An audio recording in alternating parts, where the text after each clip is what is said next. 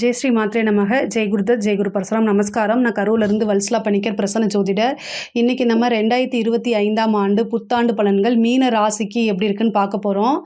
இப்போ நான் சொல்லக்கூடியது வந்து பொதுவான பலன்கள் தான்.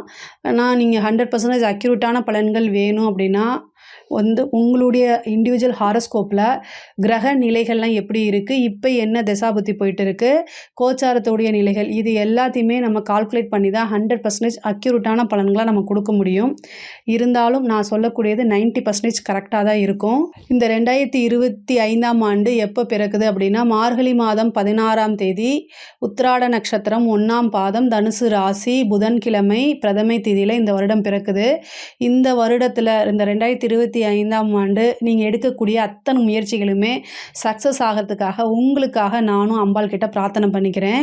இந்த வருஷம் பிறக்கிற அந்த டைமில் வந்து உங்களுடைய ராசி அமைப்புப்படி கிரகத்துடைய நிலைகள்லாம் எப்படி இருக்குன்னு பார்க்கலாம். உங்களுடைய ராசியில் ராகுவும், 7ஆம் இடத்துல கேதுவும், 3ஆம் இடத்துல குருவும், 5ஆம் இடத்துல செவ்வாய் நீச்சமாக இருக்கார், 9ஆம் இடத்துல புதன், 10ஆம் இடத்துல சூரியனும் சந்திரனும் இருக்காங்க, 12ஆம் இடத்துல வந்து சனியும் சுக்கிரனும் இருக்குது. இதுதான் வந்து அந்த வருஷம் பிறக்கிறப்போ உங்களுடைய பிளானட்டோட பொசிஷனுங்க, உங்கள் ராசி அமைப்புப்படி. பொதுவாக இந்த வருஷம் எப்படி இருக்குன்னா நிறைய நன்மைகள் தான், நிறைய மாற்றங்கள் வரப்போகுது. நன்மையோ தீமையோ நிறைய மாற்றத்துக்கு நீங்கள் தயாராகிக்கணும். இந்த 2025ஆம் ஆண்டில் பொதுவாக வந்து புதுசாக ஒரு கெரியரை நீங்கள் ஸ்டார்ட் பண்ணும்போது, புதுசாக ஒரு லைஃப்பை ஸ்டார்ட் பண்ணும்போது மாற்றம்ங்கிறது ரொம்ப அவசியமானது தான். அந்த மாற்றத்தை வந்து நம்ம நல்லபடியாக நமக்கு ஃபேவராக மாற்றிக்கிறது நம்ம கையில் தான் இருக்குது. சனி வந்து உங்களுக்கு இவ்வளோ நாளாக விரயச்சனியாக இருந்தார். ஃபஸ்ட்டு இந்த வருஷம் பிறந்தோடனேயே சனி தான் ஃபஸ்ட்டு பயிற்சி ஆகிறாரு. மார்ச் 29ஆம் தேதி வந்து சனி பயிற்சி ஆகிறாரு. ராகு கேது வந்து மே மாதம் 14ஆம் தேதியும், குரு வந்து மே 18ஆம் தேதியும் இந்த வருஷம் பயிற்சி ஆகுது. இந்த குரு இதெல்லாம் விட்டுருங்க, சனி வந்து ஜென்ம சனியாக மாறுது. இந்த வருஷம் பிறந்தோடனேயே இந்த மார்ச்சுக்கு அப்புறம் வந்து ஏப்ரல்னு வச்சுக்கோங்களேன், இந்த மே மாதம் ராகு கேது கீழே இறங்குது. கிட்டத்தட்ட 1 மந்த் வந்து பார்த்திங்கன்னா ராகுவும் சனியும் உங்களுக்கு இருக்குது. அந்த காலகட்டம் தான் கடுமையான காலகட்டம். அதை தாண்டிட்டாலே பெருசாக உங்களுக்கு வந்து ப்ராப்ளம்லாம் இருக்காது. ஏன்னா அது முக்கியமாக வந்து உத்திரட்டாதி பூரட்டாதி இந்த நட்சத்திரக்காரர்கள் ரொம்ப அதாவது மென்டலி வந்து ரொம்ப சிக்கடாக இருக்க மாதிரி அமைப்புகளை தோற்றத்தை உருவாக்கி கொடுத்துரும். பட் ஆனால் வந்து ஸ்ட்ராங்காக இருக்கணும். பொதுவாகவே மீனராசிக்காரங்க வந்து ரொம்ப ஸ்ட்ராங் மைண்டடு தான். எந்த பிரச்சனை வந்தாலும் புலம்பிட்டியாவது அதை சமாளிச்சிருவீங்க. ஆனாலும் எந்த பிரச்சனையிலையும் சிக்காமல் ஈஸியாக வரக்கூடிய ஆட்களும் நீங்கள் தான். ஏன்னா உங்களுடைய ராசி அதிபதியே குரு தான். நீங்கள் மற்றவங்களுக்கு வழிகாட்டியாக தான் இருப்பீங்க. அதனால் உங்களுக்கு வரக்கூடிய பிரச்சனைகளை ஈஸியாக ஹேண்டில் பண்ண முடியும். மற்றவங்களுடைய பிரச்சனைகளை கேட்டு இந்த பிரச்சனை வந்தால் இப்படி தான் பண்ணணும்னு உங்களுக்கு ஈஸியாகவே இயற்கையாகவே தெரிஞ்ச அமைப்பு தான். இந்த ஜென்ம சனி வந்து பெரிய லெவலில் வந்து நன்மை அப்படின்னு நான் சொல்ல மாட்டேன். இந்த ராகு கேது பயிற்சிக்கு அப்புறம் உங்களுக்கு ஓரளவு இந்த மைண்டு டிப்ரெஷன் அப்படிங்கிறது குறையும். ஆனால் இந்த ஜென்ம சனி என்னென்னா சோம்பேறித்தனமாக்கும், நிறைய அலைச்சல்களை கொடுக்கும். ஒரு காரியத்தை எடுத்தோடனே சக்ஸஸ் பண்ண விடாது. 2-3 டைம் ட்ரை பண்ணதுக்கப்புறம் தான் சக்ஸஸ் பண்ண விடும். அதே நேரத்தில் சோம்பல் அதிகமாக இருக்கும். உடல் ரீதியாக வந்து கொஞ்சம் மாற்றங்களை கொடுக்கும். உடல் ரீதியாக என்னென்னா சோம்பேறியாக்கி விடும். ஒரு மைண்டு வந்து சுறுசுறுப்பாக இருக்கும், ஆனால் உடல் அதுக்கு ஒத்துழைக்காது. உடல் ஒத்துழைச்சுன்னா மைண்டு ஒத்துழைக்காது. இந்த மாதிரி முன்னுக்கும் பின் முரணான ஒரு செயல்களைத்தான் இந்த சனி செய்வார். ஆனால் உழைப்புக்கேற்ற பலனை உறுதியாக கொடுத்துருவார். இது எல்லாமே பீட் பண்ணி வரதில் தான் உங்களோடது இருக்குது. மீனராசியை பொறுத்த வரைக்கும் ஒரு விஷயத்தை நினச்சிட்டிங்கன்னா அதை சக்ஸஸ் பண்ணாமல் விடவே மாட்டீங்க. இந்த ஜென்ம சனி பெரிய லெவலில் உங்களுக்கு பெருசாக பாதிப்பை உண்டு பண்ணிட மாட்டார். உங்கள் ராசிக்கு வந்து அவர் 12ஆம் அதிபதியாக இருந்தாலும் கூட 11க்கும் அவர் தான் அதிபதி. அப்போ வந்து விரயம் மட்டும் கிடையாது, லாபத்தையும் உறுதியாக உங்களுக்கு கொடுப்பாரு. உங்கள் ராசியில் இருந்து அவர் 10ஆம் இடத்தை பார்க்குறாரு. 11ஆம் அதிபதி 10ஆம் இடத்தை பார்க்குறது ஒரு நன்மை தான். தொழில் மூலிமா நல்ல லாபம் வரும். புதுசாக தொழில் தொடங்குறதுக்கு உண்டான அமைப்புகளையும் ஏற்படுத்தி கொடுப்பாரு. உங்களோட ஜாதகத்தில் 10ஆம் அதிபதியோட தசாபுத்திகள் ஏதாவது இருந்துச்சு அப்படின்னா தொழிலுக்காக புதுசாக இன்வெஸ்ட் பண்ணுறது, ஏதாவது ஒரு விரயம் பண்ணுறது, அது சுப விரயமாக மாற்றிக்கிறது, இது எல்லாமே உங்கள் கையில் தான் இருக்குது. அதே மாதிரி குரு வந்து 18ஆம் தேதி மே மாதம் பயிற்சியாகி ரிஷபத்திலேருந்து மிதுனத்துக்கு போகும்போது 4ஆம் இடத்துக்கு போகிறாரு. உங்கள் ராசிக்கு 4ஆம் இடத்துக்கு போகிறார். அங்கேருந்து 10 பார்க்குறாரு. அப்போ தொழிலுக்காக நிறைய நன்மைகள் நடக்கும். 12ஆம் இடத்தையும் பார்க்கறனால தொழிலுக்காக இன்வெஸ்ட் பண்ணுறது, அதே மாதிரி தொழிலுக்காக விரயங்கள் பண்ணுறது, சுப விரயமாக பண்ணுறது, இந்த மாதிரி விஷயங்கள்லாம் நடக்கும். முக்கியமா வந்து தொழிலுக்காக வண்டி வாகனங்கள் வாங்குறது, இடம் வாங்குறது இந்த மாரி நிகழ்வுகள் உங்களுக்கு நடக்கும். புதுசா பார்ட்னர்ஸ் போடுறதுக்கு உண்டான அமைப்புகள் தானா தேடி வரும். தொழில் மூலியமா நல்ல லாபம் கிடைக்கும். உத்தியோகத்தில இருக்கவங்களுக்குலாம் வந்து ப்ரொமோஷன் கிடைக்கும். இந்த 6ஆம் இடம் அப்படிங்கிறது இவ்வளோ நாளா சனி பார்த்துட்டு இருந்துச்சு. இப்போ 6ஆம் இடத்துக்கு சனியோடைய பார்வை விலகிருச்சு. உத்தியோகஸ்தானத்துக்கு விலகிருச்சு. இந்த ராகுகேது வந்ததுக்கப்புறம் உங்களுக்கு உத்தியோகத்தில பல மாற்றங்கள் உறுதியாக உண்டு. நீங்க முன்னுக்கு வரக்கூடிய காலகட்டம் அப்படின்னா, இந்த 2025 தான். உத்தியோகத்த பொறுத்தவரைக்கும். உத்தியோகத்தில ரொம்ப பிரமாதமா இருக்குங்க. நீங்க ஆல்ரெடி செமையான உழைப்பாளிங்க. ஃபீல்டு ஒர்க் அப்படின்னா உங்கள மாரி யாரும் பண்ண முடியாது. மைண்ட் ஒர்க்கும் நீங்க நல்லா பண்ணுவீங்க. உழைப்புக்கு எந்த நேரம்னாலும் சரி, அத வந்து தயங்கவே மாட்டீங்க. உழைக்கிறதுல வந்து ஃபர்ஸ்ட் ஆள் நீங்க தான்னு வச்சுக்கோங்களேன். அந்த உழைப்புக்கேற்ற பலன் உறுதியாக உங்களுக்கு உண்டுங்க. இந்த வருஷம் வந்து உத்தியோகத்தில உங்களுக்கு நெறைய ப்ரமோஷன் கிடைக்கும். ஒரு நல்ல திடீர் அதிர்ஷ்டம் கிடைக்கும். அதே மாரி உத்தியோக ரீதியாவும் சரி, தொழில் ரீதியாவும் சரிங்க. நீங்க வெளிநாடு போறதுக்கு உண்டான அமைப்பு. ஏன்னா 12ஆம் இடத்துக்கு ராகு வருது. அப்போ வந்து வெளிநாடு, வெளி மாநிலம், வெளியூர் இதெல்லாம் பிரயாணம் பண்றது, அதுக்காக அலையிற மாரி இருக்கும். நீண்ட தூர பிரயாணங்கள் வந்து உங்களுக்கு அலைச்சல் இந்த மாரி ஏற்படுத்தினாலும், அது மூலியமா ஆதாயம், பெனிஃபிட்லாம் உங்களுக்கு உறுதியாக உண்டு. 10ஆம் இடத்துக்கு சனியோடைய பார்வை இருக்கு. தொழில்ல அதிகமான கவனத்த செலுத்துங்க. ஒன்றுக்கு மேற்பட்ட விஷயங்கள நீங்க பண்ணும்போது தான் உங்களுக்கு சக்சஸ் கிடைக்கும். ஃபர்ஸ்ட் அட்டெம்ப்ட்லயே வந்து ஒரு விஷயத்த சக்சஸ் பண்ண முடியாது. அதனால நீங்க அத வந்து பேசி பேசியோ அல்லது உங்களுக்குள்ள செல்ஃபா மோட்டிவேட் பண்ணி உங்களோட மைண்டுக்கு கொண்டு போய் வச்சுட்டீங்க அப்படின்னாலே எந்தவித பிரச்சனையும் கிடையாது. அதேமாரி படிக்கக்கூடிய மாணவர்களுக்கு வந்து படிப்புல வந்து நல்ல ஆர்வம்லாம் வந்துரும்.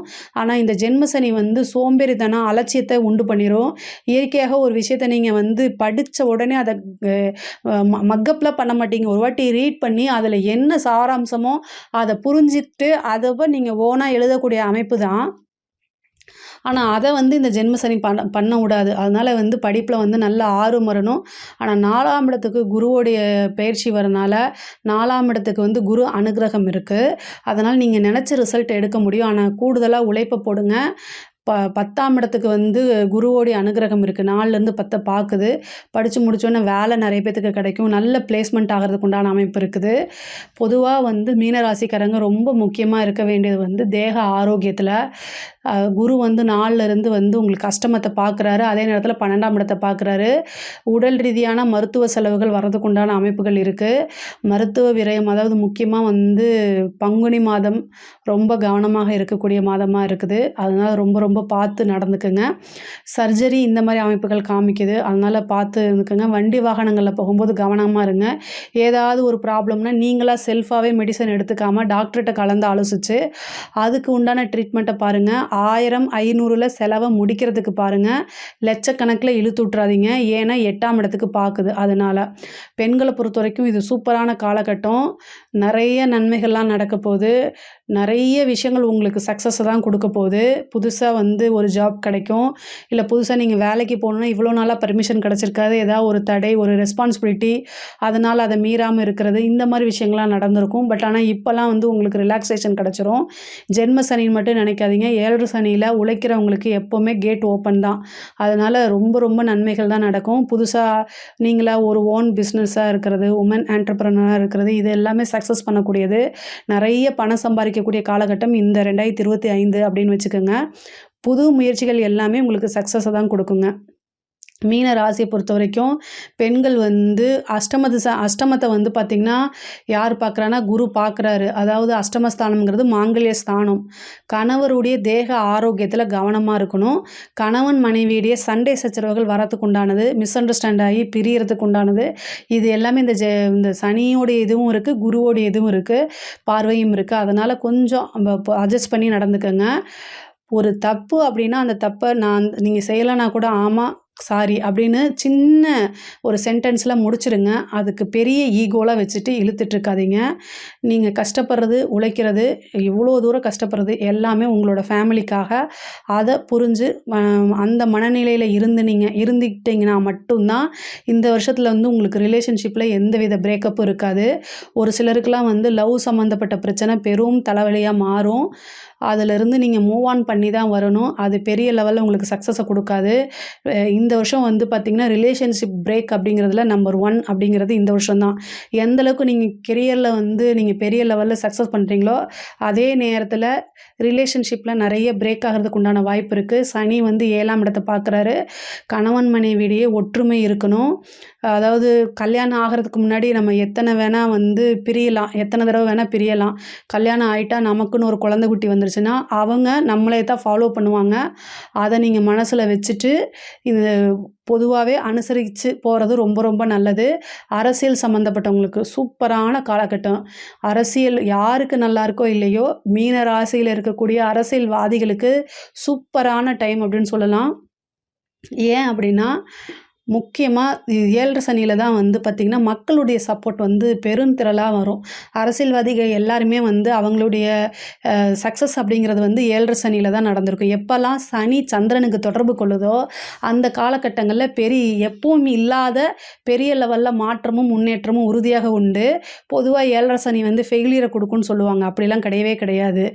7 சனி ஃபெயிலியரை கொடுக்காது. அந்த ஜென்ம சனியில் பெரிய லெவலில் மாற்றங்கள் கிடைக்கும். மக்களுடைய பெரும் ஆதரவு கிடைக்கும். பதவி ஸ்தானத்துக்கே குரு வந்து உட்கார்றாரு. ஒரு பெரிய பதவி கிடைக்கும். எலெக்ஷனில் ஜெயிக்கிறது கிடைக்கும். மாசாக ஜெயிக்கிறது கிடைக்கும். ஆனால் என்னென்னா பேசக்கூடிய வார்த்தைகளை நிறுத்தி நிதானமாக இருக்கணும். 12ஆம் இடத்துக்கு கூடிய ராகு, 6ஆம் இடத்துக்கு வரக்கூடிய கேது, இது எல்லாமே ஓகே தான். அரசியல்வாதிகளுக்கு சூப்பரான டைம் தான். அரசாங்க துறையில் இருக்கவங்களுக்கு வந்து ரொம்ப ரொம்ப கவனமாக இருக்கணும்.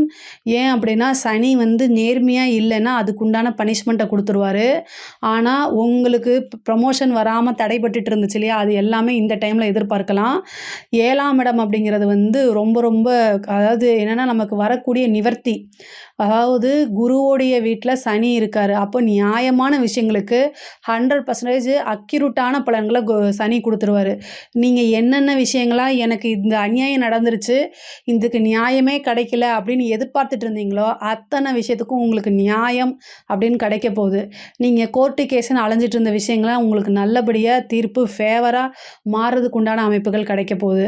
அதே மாதிரி கலைத்துறை சம்மந்தப்பட்டவங்களுக்குலாம் ரொம்ப சூப்பர். நல்ல எதையுமே யோசிக்காமல் உங்களோட டெவலப்மெண்ட்டு பற்றி மட்டும் யோசிங்க. பெரிய லெவலில் சக்ஸஸ் ஆகும். இந்த சனி சந்திரனுங்கிறது எந்தளவுக்கு இது வந்து புணர்ப்பு தோஷமோ அதே அளவுக்கு மீடியா ஃப்ரேமில் வந்து பெரிய மாசு உருவாக்கி விட்டுரும்.